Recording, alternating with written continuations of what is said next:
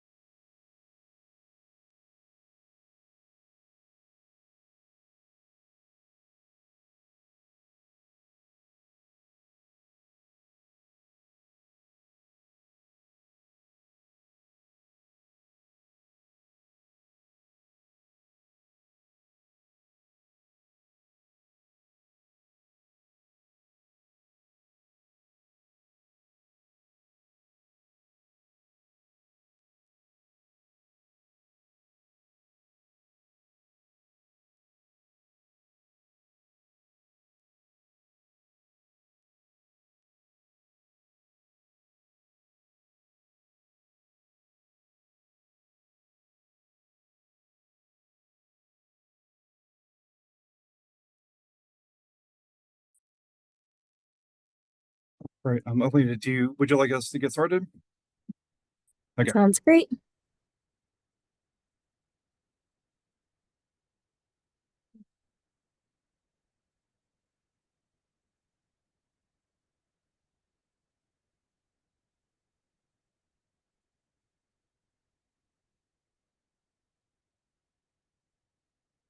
Good morning. Welcome to the Department of Education's second annual You Belong in STEM webinar. You Belong in STEM, enhancing P through 12 STEM education for students with disabilities. This is the second of a six-part webinar series that will be occurring throughout the year. My name is Robbie Morissette. I am a special assistant in the Office of the Deputy Secretary of Education. I'm talking to you all today, not just as a special assistant, but also as a neurodiverse person.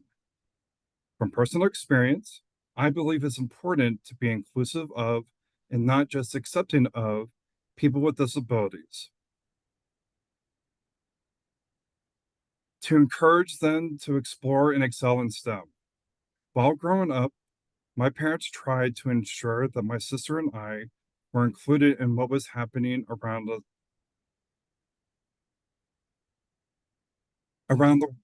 sorry, what was happening in the world around us. When my parents had conversations between themselves or with other adults,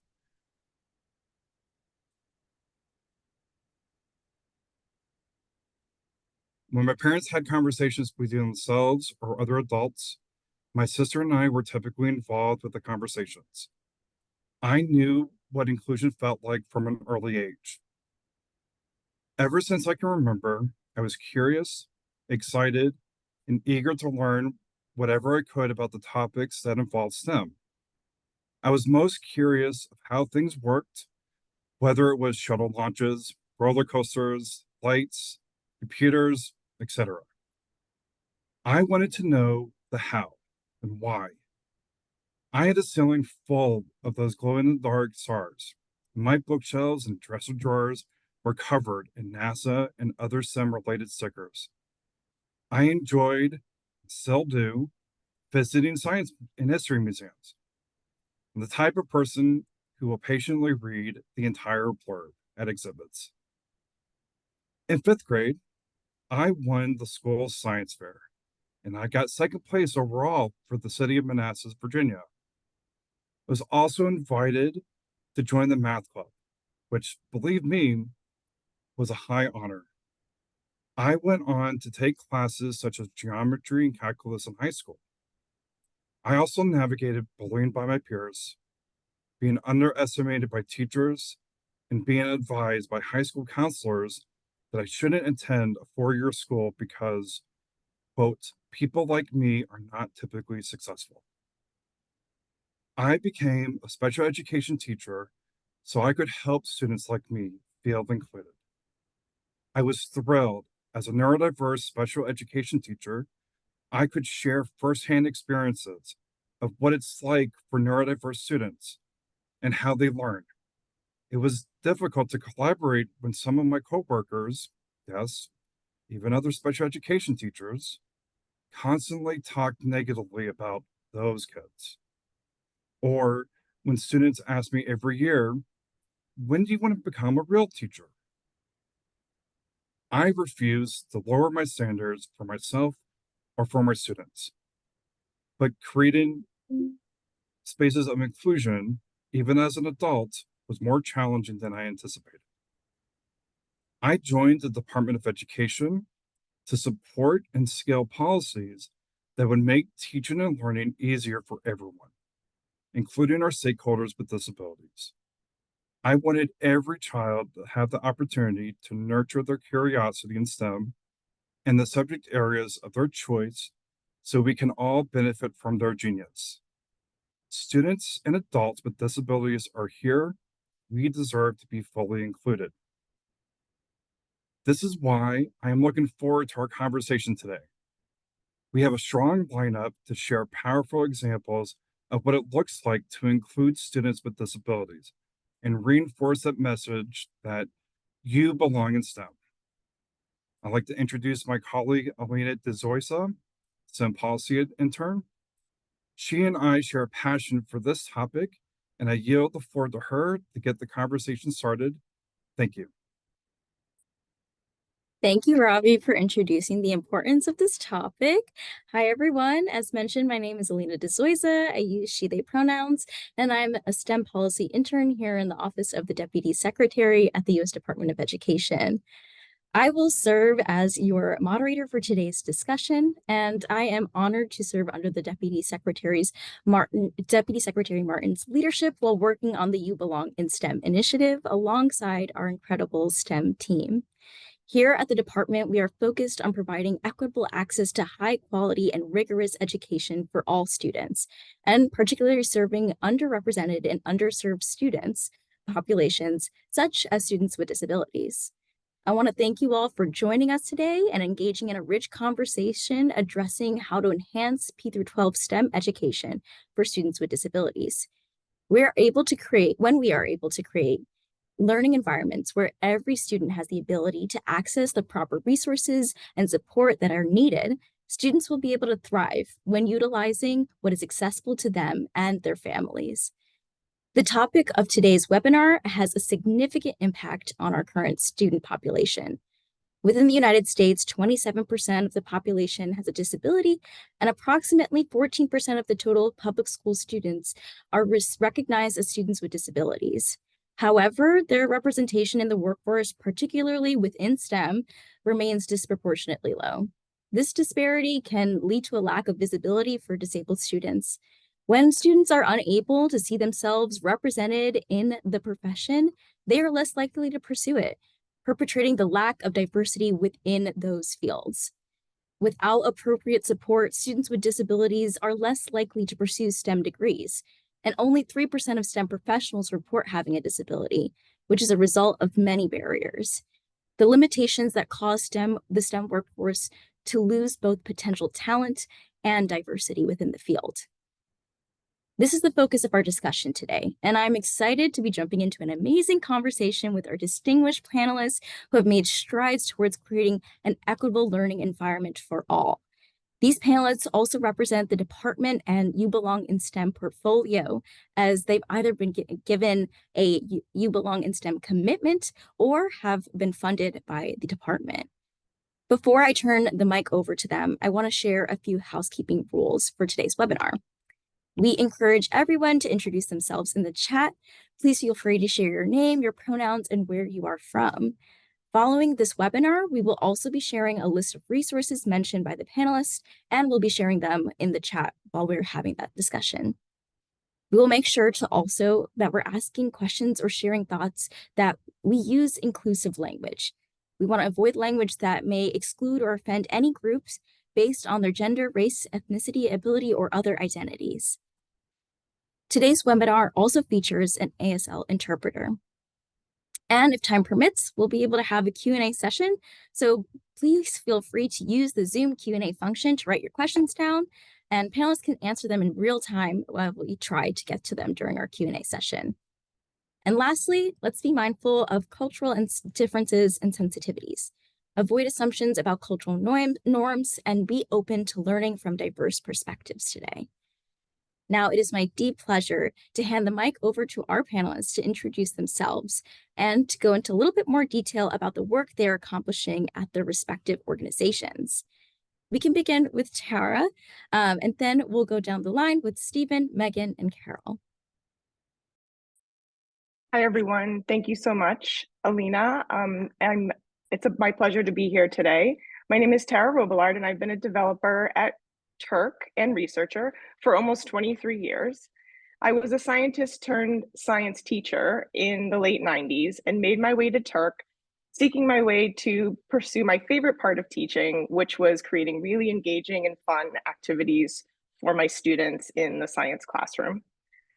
Turk is a nonprofit organization based in Cambridge. We focus on equity and innovation in STEM education. Turk's projects reach millions of learners every year from early childhood through adult education, and our work takes place in classrooms as well as in informal settings like museums, maker spaces, after-school programs, and at home. Our work is largely funded by federal grant programs like the U.S. Department of Education and the National Science Foundation and other foundations and national corporations as well. My current work at Turk mostly focuses on designing and researching materials and tools to reveal, nurture, and support the STEM problem-solving talents in neurodiverse learners. Exploring exciting connections between executive function and STEM learning, helping teachers to better understand these connections and differentiate their instruction to create a more inclusive STEM learning experience for their students. And I'm going to talk about that a lot more, hopefully later in the panel.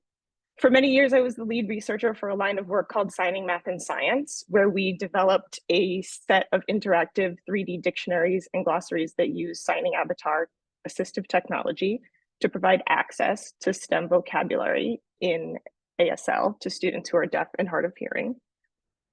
I also am an advisor on the Revise Center at Turk, and Revise stands for Reimagining Equity and Values in Informal STEM Education. And it's an effort funded by NSF's Advancing Informal STEM Learning, or the ASIL program, to advance equity across informal STEM in the field. I'm really passionate about STEM and making it accessible to all. And I'm really excited to tell you about that today.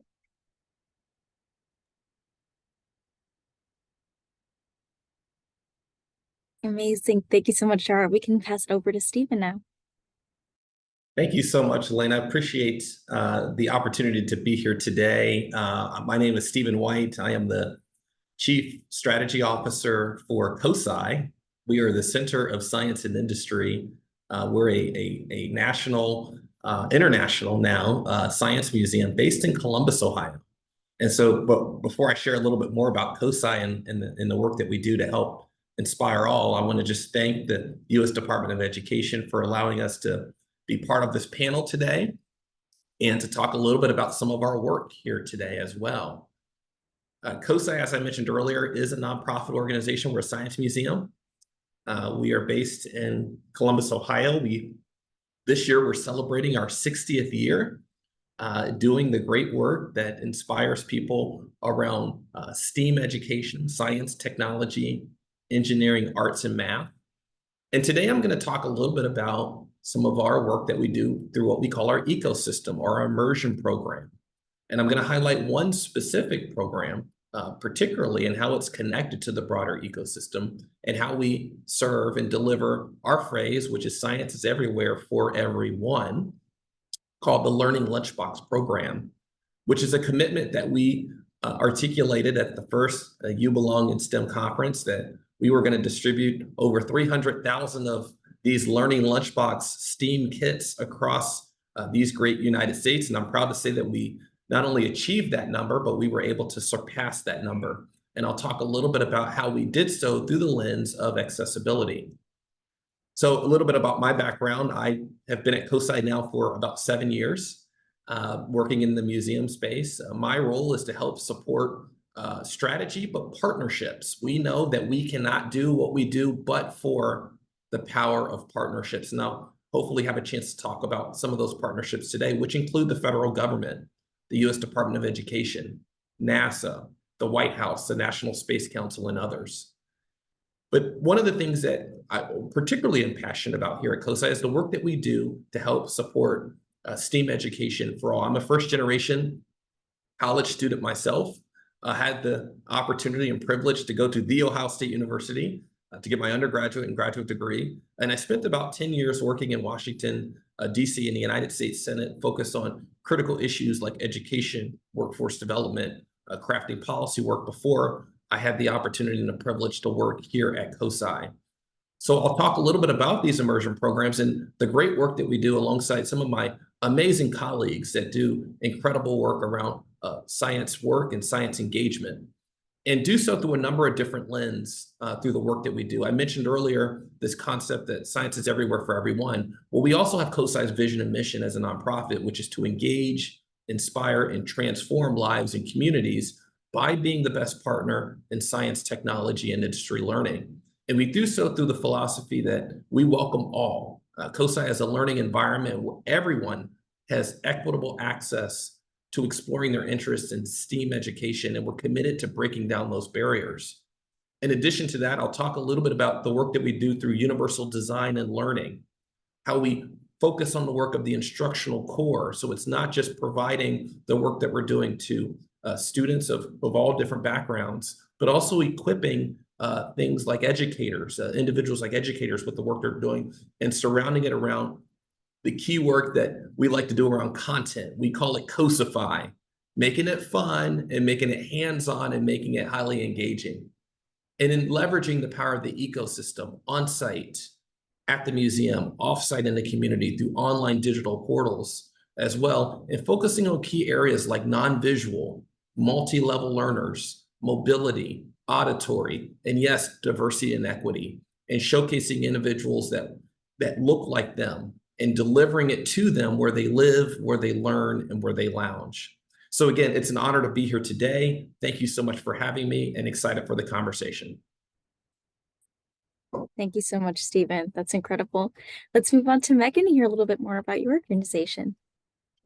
Hi, everyone. I'm happy to be here. My name is Megan Vinn, and I'm the co-director of the STEM Innovation for Inclusion in Early Education Center, or STEMI. So at STEMI, we work to ensure that young children with disabilities birth to 5. So I think we're a little different in this panel, which is exciting that we have the full range from birth to 21. But we work to ensure that young children with disabilities birth to 5 have opportunities to engage in and learn from high quality, equitable early STEM experiences. And so we develop resources and provide technical assistance supports to a wide range of folks, to practitioners, related service providers. I saw we have some SLPs and OTs and PTs on the call as well. We work with teachers in preschools, childcare providers, Head Start. We also work with early interventionists and people who go into homes for young children birth to 2. We work with families, faculty, PD providers, and coaches. So the whole gamut in thinking about how we can provide more inclusive STEM experiences. We have a focus on equity and inclusion. I think listening and learning from disabled voices, and I think you'll hear me say this probably over and over again, and those with intersecting identities is paramount to creating truly inclusive STEM communities where true belonging and positive STEM identity is achieved for all. So we leverage evidence-informed research and tools, which I'm really excited to share with you today. We collaborate with a wide range of STEM cultivators or partners, and I'm excited to hear from some of you about your questions and thoughts as well. And we utilize a growth-based approach to help practitioners and leaders to really think about how they can remove barriers to inclusion so that there's a seamless transition from early childhood, from birth to kindergarten experiences. And so I'm really excited to share some of our resources, and I will put our website in the chat as well. Thanks so much. Amazing. We're so excited to hear more about your early childhood work, Megan. And now we'll pass it over to Carol. Hi, everybody. My name is Carol O'Donnell, and I am the division director of the Smithsonian Science Education. I am the director of the Smithsonian Science Education Center. The Smithsonian, for those of you who are aware, of course, we have 21 museums, 9 research centers, 21 libraries, a zoo. It's a large place. But we also have educational organizations. And I actually came to this organization, the Smithsonian Science Education Center, in 1990 as a curriculum developer after being a science educator for a decade. I came back to the Smithsonian. I was very fortunate to be able to come back into this role as the executive director. But one of the things that I think that I'm the most proud of is that I'm also married to a man who was a special education teacher for 30 years. I worked for the Obama administration for 9 years, or for 8 years. And during that time, I learned about the incredible importance of making certain that our educational efforts were reaching all students. In that work, when I came back to the Smithsonian, I wanted to make certain that the Smithsonian Science Education Center was not just educating students in science, but also took into consideration all of the things that make educational systems so very complex. So at the Smithsonian Science Education Center, as I noted, we are one of 39 organizations that make up the Smithsonian Institution. The Smithsonian is 176 years old, but our efforts around science education will celebrate our 40th anniversary next year. Our mission is around transforming K-12 education through science in collaboration with communities across the globe. And we're the only organization within the Smithsonian that focuses fully on formal K-12 STEM education. The way that we achieve our mission is through 3 goals, and one of them is primary to the work that I'll talk about today. The first is through innovation. You know, this idea of just promoting active inquiry-based STEM education for K-12 learners. But when you think about that idea of active, it means that even when we want students to engage in hands-on science learning or experiential learning, that we have to think about the ability of all students when engaging students in active, inquiry-based, hands-on science learning. And even that terminology is often not inclusive. So the second primary goal of our center is around inclusivity. And that is that we are ensuring diversity, equity, accessibility, and inclusion in K-12 STEM education. We are proud supporters of the You Belong in STEM initiative at the U.S. Department of Education, a place where I spent 8 of my years working. And we are also deeply appreciative of the fact that the term belonging has now been added to this terminology around diversity, equity, accessibility, and inclusion.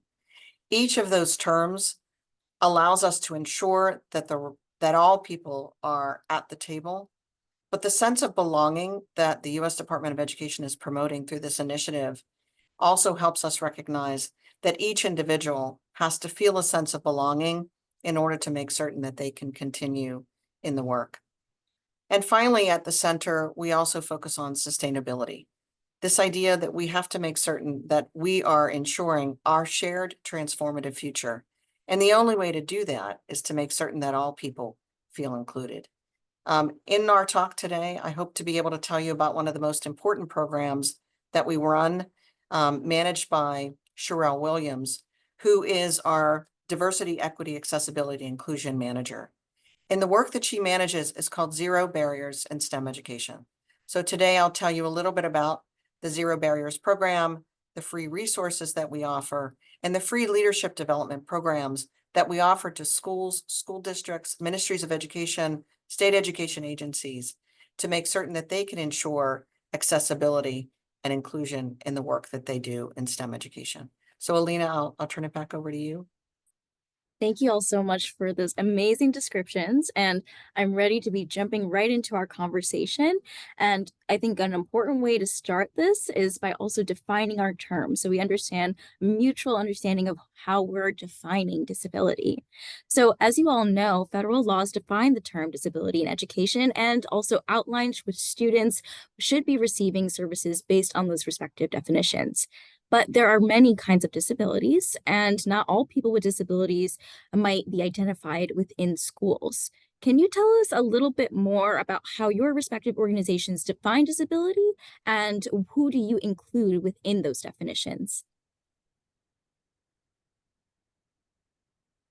So Alina, do you want me to get started? Yeah, the floor is open. Okay. I'll be very short, but I will say that in the Barriers program that Sherelle Williams manages at the Smithsonian Science Education Center, we talk about making certain that STEM is accessible to all youth along the continuum of human ability. At our Smithsonian National Museum of American History, we actually have an online exhibit around disabilities in American history. And one of the things that our colleagues at the American History Museum say is that the often arbitrary categories that identify people and the words that describe them have shifted across eras and location. My husband talks about the terminology that was used in educating students with disabilities in the early 1980s and how very different that is today, decades later. So disability activists have advocated, as we know, and continue to advocate for changes to the built environment to increase accessibility, demonstrating resilience in a changing world. And so just as ethnicity and race are not an either or rigid classification, neither is disability. A person is not always disabled or unable to do all things. And so that's why at the Smithsonian Science Education Center, we talk about this continuum of human ability.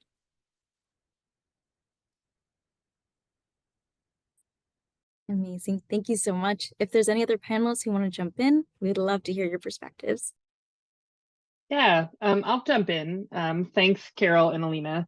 So at STEMI, I think, like I said, I don't know if I actually said it, but we are funded through the Office of Special Education Programs under the Individuals with Disabilities Education Act. And so I will say, while we use that IDA definition that you talked about, we do think, I think similar to what you're saying, Carol, that it is really important that we listen to the disabled community on the language we use. And so building relationships is really key. And so this also allows us to ensure that, like, our schools, our preschool programs, our early intervention programs, whoever, and communities center disabled voices and really listen to the communities we serve. So I think that's at the core of what we do at STEMI.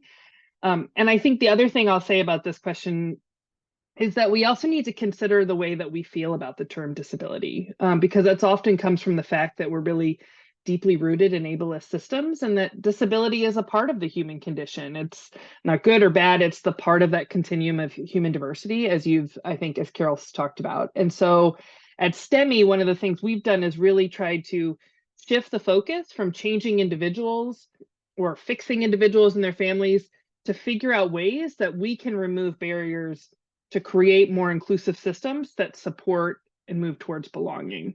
And so I'm excited to share some of those resources as we move on as well. Wonderful. This is actually a perfect segue into our second question, when we kind of want to understand the challenges a little bit more. And as Megan mentioned, recognize the structural barriers in place. And so the most recent data from the Department of Education Civil Rights data collection shows that just how few students with disabilities are enrolled in advanced math and science courses within high school. And we see an enrollment rate of 2% for students with disabilities in calculus, 7% in advanced math, and 11% in chemistry. What do you all see as the barriers and misconceptions surrounding STEM education for students with disabilities?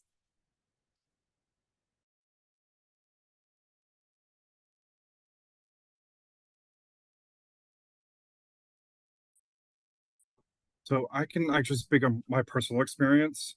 As I said in my opening remarks, I went from pre-algebra to geometry to calculus. And the reason why is because part of my disability, I don't do very well on standardized tests. And so, when I took the entrance exam for that, there were some factors, but one of those factors was I had to take a entrance exam to see where I would be placed in math. Again, not doing very well in standardized assessments, that was a problem. So what happened is, actually on the recommendation of my pre-algebra teacher, I did go to somebody who does testing, and it's very similar to like how the ACT is conducted, where it wasn't just like one category, it's a bunch of categories, and it's not necessarily right or wrong, it's more of how close to being the correct answer that you get. And luckily it did demonstrate that I did have the ability to go into more advanced classes. And I have seen, both as a student and as a teacher, a lot of students have difficulty overcoming that obstacle. And I'll add a little bit I really appreciate, Robbie, your personal perspective. This is, I think, so important, and it builds on the previous comments about the fact that this has to be defined by the individual. In terms of misconceptions, and I'm not certain if this would fall into that classification, but I think one of the struggles that we have as an organization that focuses specifically on science, technology, engineering, and math as an integrated field, with science being the primary focus of our work, science curricular resources in the US. Most often, I think the challenge we face is that educational support for, struggling students and students with disabilities is focused on developing their reading, math, and writing skills, because that will facilitate growth in English language arts and mathematics, which is a tested subject.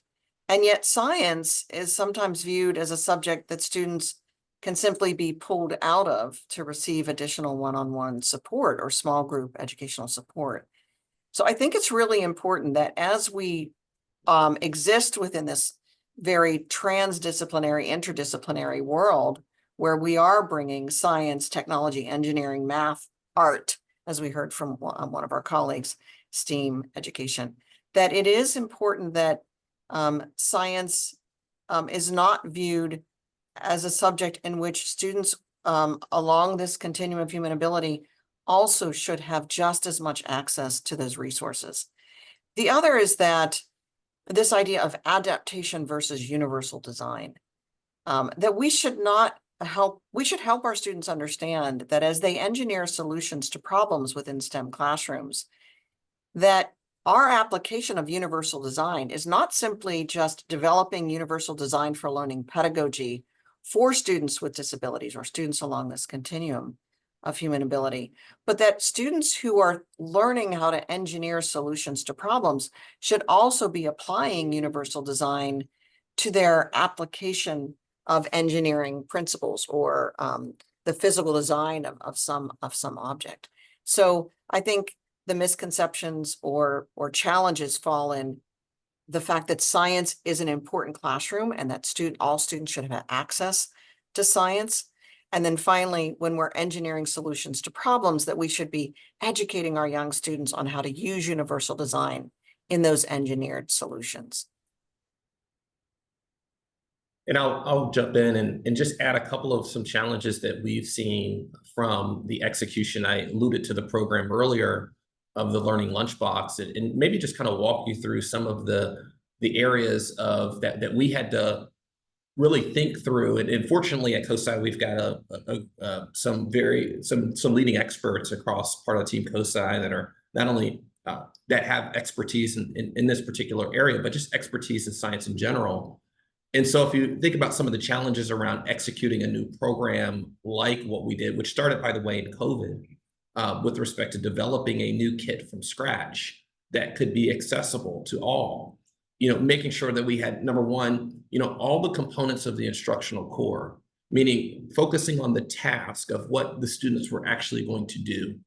And then the added challenge of making sure that those activities were highly engaging throughout that process. So that way we can fuel engagement and help get them excited about core concepts around STEAM engagement.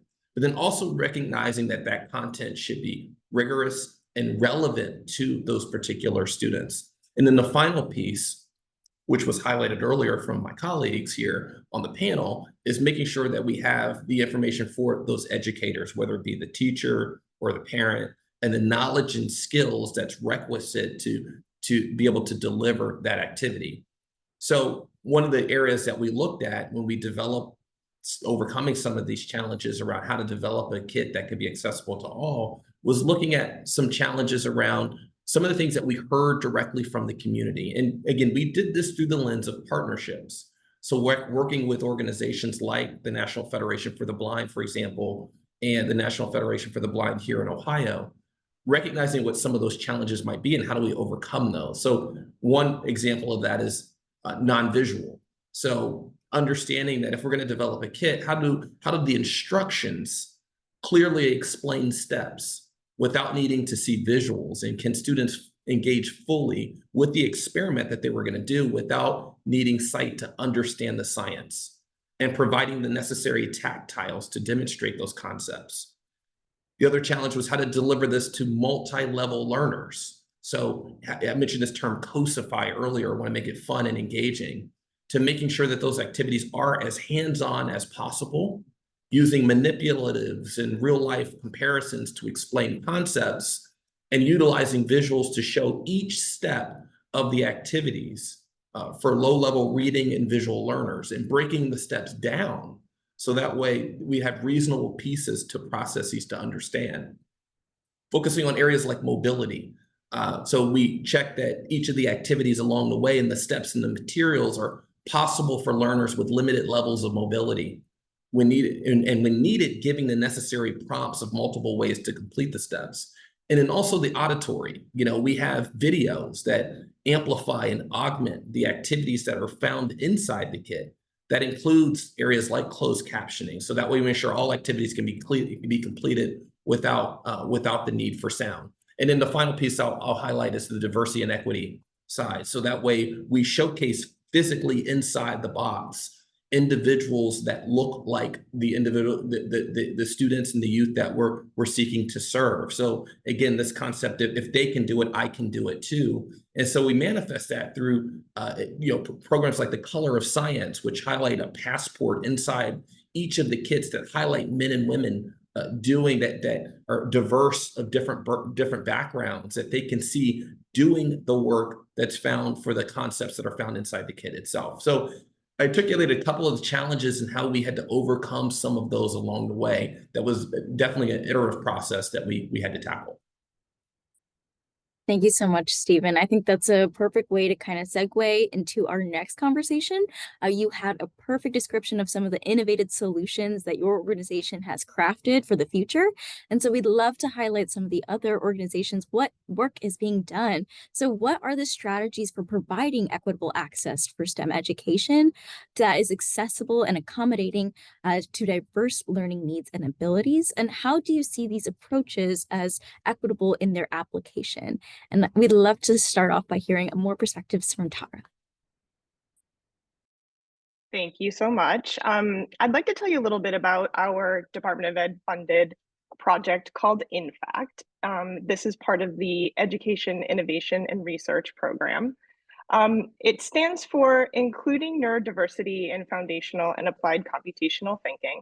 And with this project, we designed and studied computational thinking, teaching and learning materials for inclusive classrooms in grades 3 through 8. And that's a lot. There's a lot there. So I want to try to break down some of these terms and ideas because it also relates to what other organizations have been talking about. I think the language that we're using is very similar here. So neurodiversity is a term that we use to describe just the natural variation in human brains and includes both what might be considered neurotypical and neurodivergent brains. With neurodivergent learners, this plays out in IEPs in schools with diagnoses like autism, ADHD, dyslexia, and other learning differences.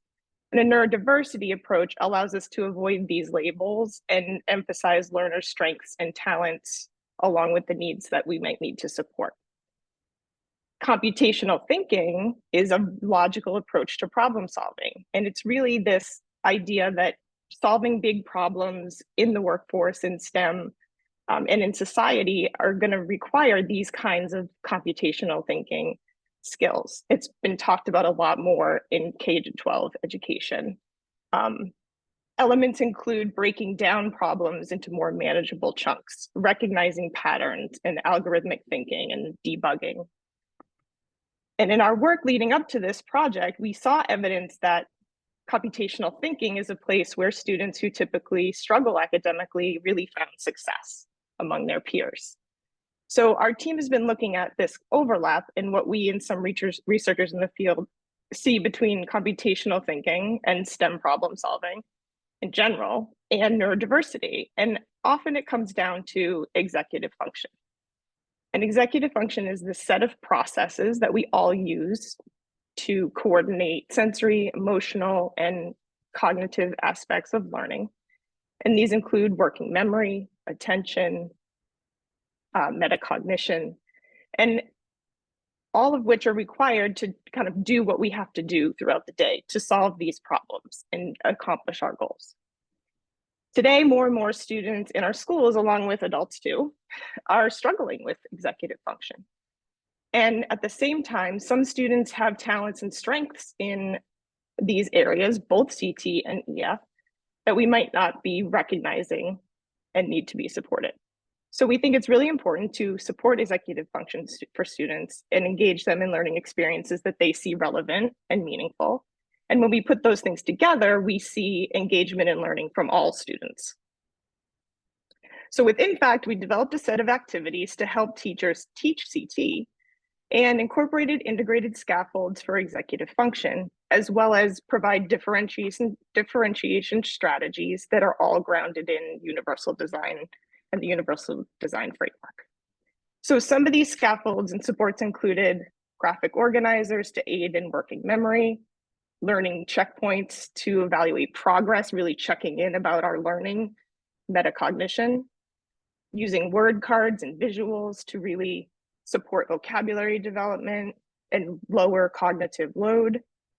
In digital games, some of you might have heard of Zoom Beanies, which is a game that was developed at Turk in the 90s. It's a popular logic puzzle game. And in that game, we put in scaffolds that were highlighter tools that could really focus the learner on salient, important information. Or a bookkeeping tool so that you would know what you were doing as you were going along in the game and could keep track of it. In coding activities, we used a strategy that we called multiple entry points. So coding in Scratch, instead of just sending off students to do the coding, we would say, here's a partially started code. Maybe you want to finish it. Or here's a code that has some bugs. Maybe try to figure those out.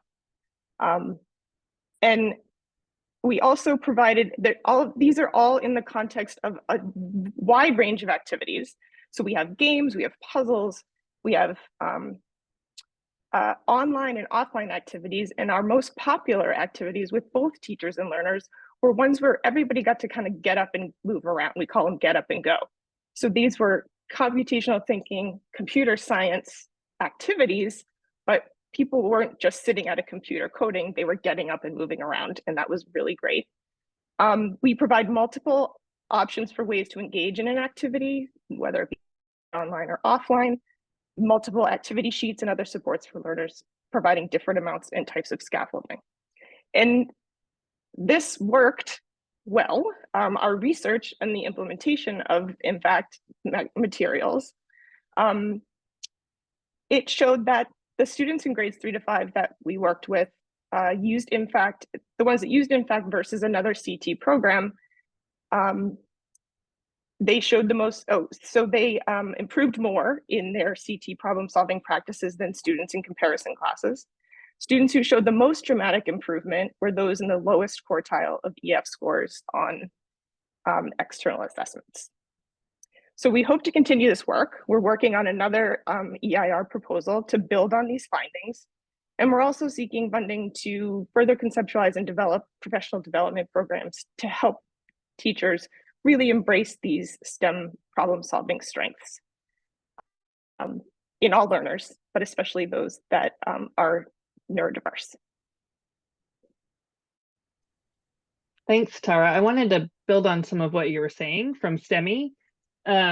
Because I think, like you were talking about, we have, I think, done some similar things in terms of thinking about some innovative solutions. And I will put in some resource in the chat because I see you all are really excited about that.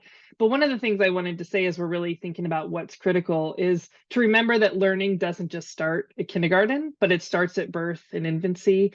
And I love seeing all this chat comments in here about people having these discussions to really think about how do we support learning for everyone and build it into what's already happening? Because we know STEM sort of is happening all around us at all the time. And so how can we make sure we're building in some of that intentionality into what we're already doing into our everyday routines and activities, and that's really critical. So like, for example, in early childhood, we always talk about like mealtime is a great way to start computational thinking activities, right? First, maybe we have a great video that shows this child who loves prunes. And so his mom does a thing where she says first waffles, then prunes. Although if you were me, I would make that the opposite. It would be first prunes, then waffles, or cause and effect.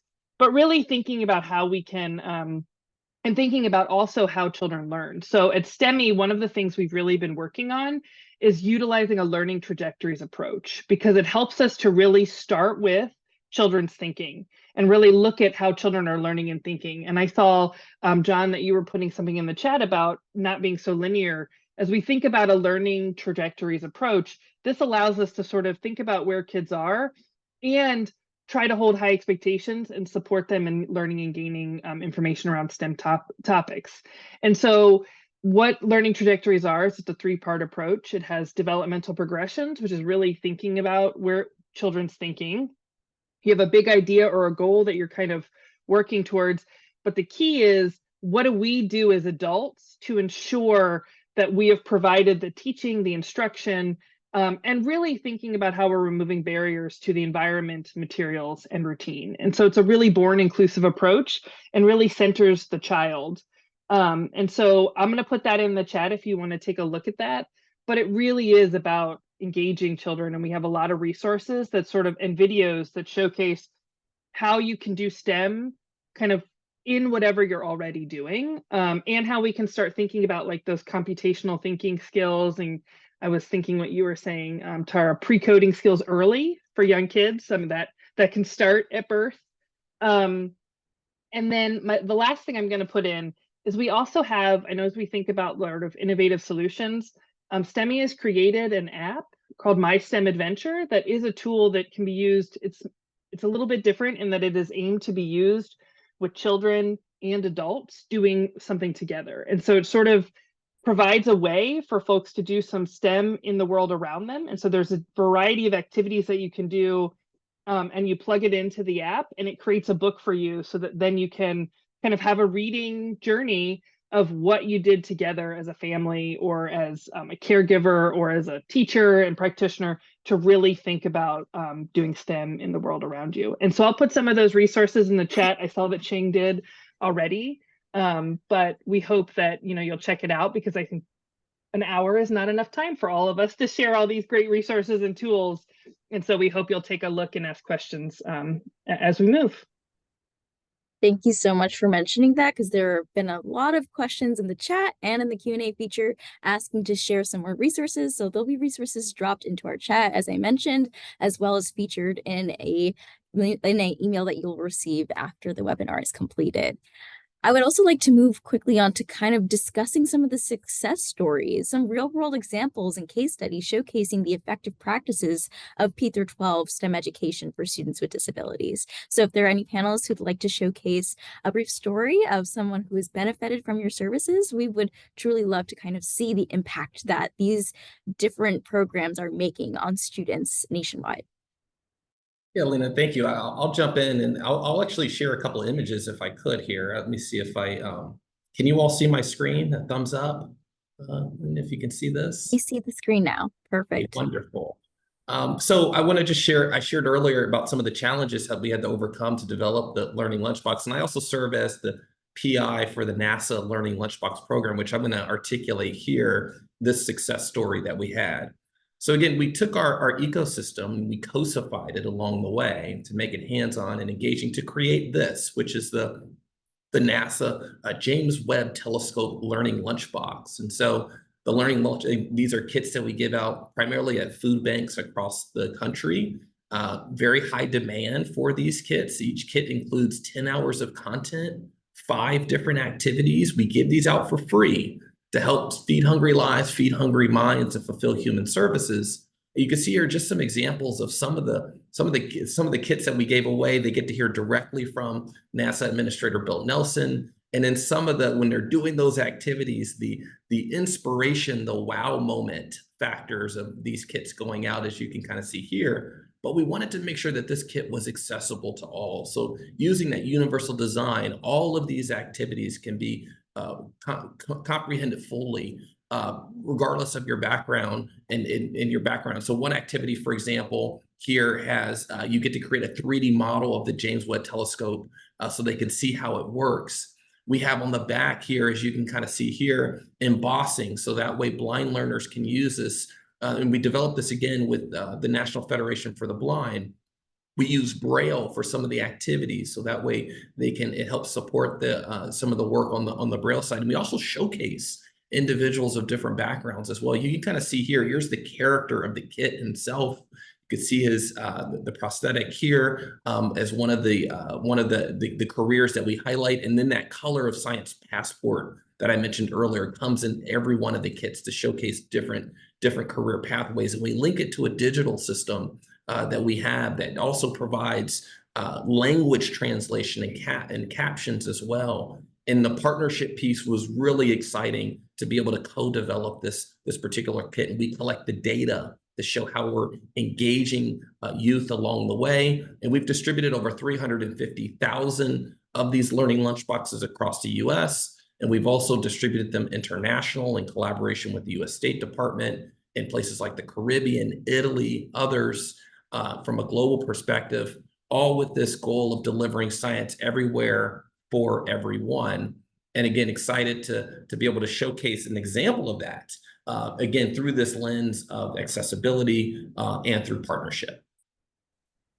Yeah, Stephen, thanks so much for sharing that information. And I want to add on to Stephen's work that at the Smithsonian Science Education Center, one of the things I would say that has been a highlight is this Zero Barriers in STEM Education program.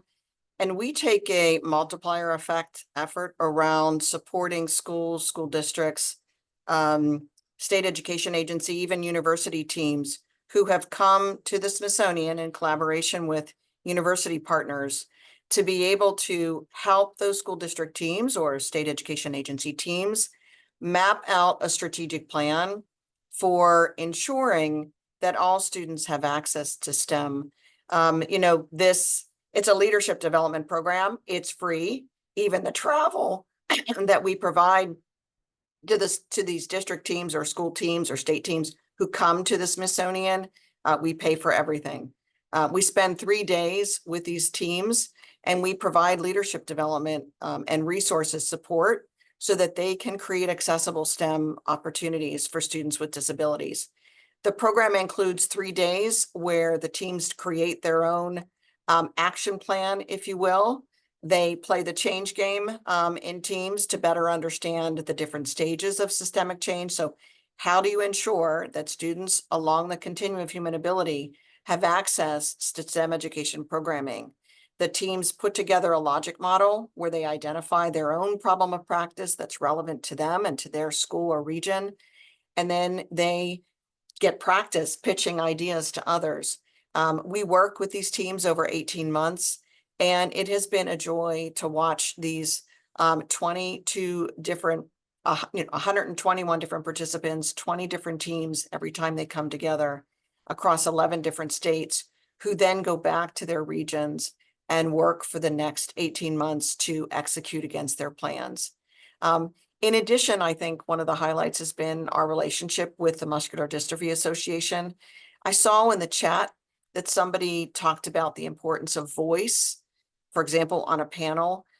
We have highlighted young people, youth, and their voice and their perspective, which is often missing from these leadership development efforts where schools or districts are trying to figure out how to ensure all students have access to STEM education. And so we highlighted 14 different young people who became our youth advocates. They talked about what are some of the barriers and struggles and challenges that they face, and what have been some of the successes. And that's been really important as we bring together educators from across the country who were able to listen to young people and their perspectives, just like we're seeing in the chat, where people are talking about as being a parent of a student with disability, or they themselves are teachers. And so I do think it's important to make certain that we're elevating these voices, and the work that we've done with the Muscular Dystrophy Association is a great kind of case study. Thank you so much, Carol, for actually pointing that out and identifying the concern and support from parents. That's actually kind of transitioning well into a Q&A question that we received from the chat. Gloria Richmond says, how can I, as an educator, encourage families to see the value in STEAM or STEM? Some families will not allow their exploration of their students to receive STEM curriculum. How can we change that mindset of parents? And the floor is open. I think I would say that maybe it's not just a mindset of parents. I think we should be really thinking about how we foster really important partnerships between schools and families to really understand what's at the root of that. Because I know we hear a lot of things where people feel like STEM is for certain people, and so we aren't holding high expectations for children with disabilities. So I think the first thing I would say is we have a lot of work to do in general around ableism in STEM and who we think this is for. I will say I know from STEMI, we have, and I'll put these in the chat, I was actually cultivating them as I was looking at your questions. We have a lot of resources on thinking through how to support family and practitioner partnerships, and also resources for family to know to start doing STEM within the home. And also really some resources on, we have a mini documentary we did called STEM Starts Now that really is from people with disabilities talking about why STEM is important and why it starts early. And so some of those things might be really important for folks to lean into. I do want to stress, though, that I think we need to really think about how we support understanding of why families or why someone might be nervous or afraid about STEM, and really have those conversations openly and honestly so that we can get to the root cause and really support people in seeing the importance of STEM and the importance of it starting now, and the importance of STEM for everyone. Tara, could we hear a little more about how Turk is being able to address these questions?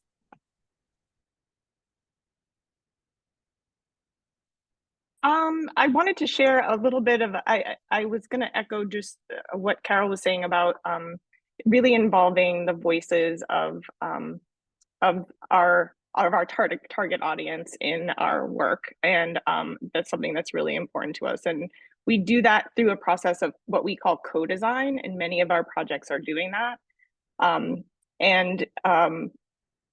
We find that a really valuable strategy to have our learners that we're working with have that voice in what they are, in what we're developing. And we have some great quotes from some of those co-designers that say that they're really feeling like that their voice is heard.